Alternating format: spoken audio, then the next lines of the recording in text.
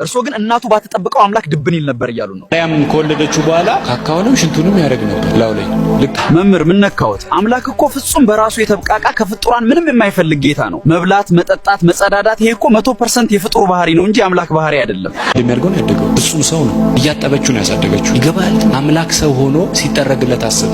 ስለዚህ እናቱ አምላክ የምትለውን አካል በዚህ ልክ መናገር ራሱ ነውር አይደል እንዴ? መጽሐፍ ቅዱስ በሐዋርያት ሥራ 17:25 ላይ እንዲህ ይላል፣ እርሱ ሕይወትና ትንፋሽን ሁሉንም ለሁሉ ይሰጣልና አንድ ነገር እንደሚጎድለው በሰው እጅ አይገለገልም። አንተ ደግሞ ተጠረገለት እንክብካቤም ተደረገለት እያልክ ነው።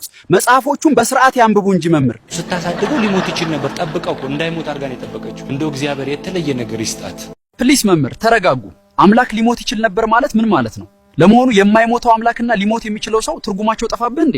አምላክን በሰው ጥበቃ ስራ አድርጎ ካልተጠበቀ ይሞታል ማለት የፈጣሪን ህልውና መጋፋት ነው። እንዲሁም ከመጽሐፍ ቅዱስም ጋር መጋጨት ነው። አየህ፣ ይህ የሚገርም ነገር ነው። ፈጣሪ እኮ የራሱ አቅም አለውና ሰው መጠበቅ የለበት። አንደኛ ጢሞቴዎስ 6:16 ላይ እርሱ ብቻ የማይሞት ነው፣ ማንም ሊቀርበው በማይችል ብርሃን ይኖራል ይላል። እርሶ ግን እናቱ ባትጠብቀው አምላክ ድብን ይል ነበር እያሉ ነው። ለነገሩ ኢየሱስ እኮ ፍጹም ሰው እንጂ አምላክ አልነበር።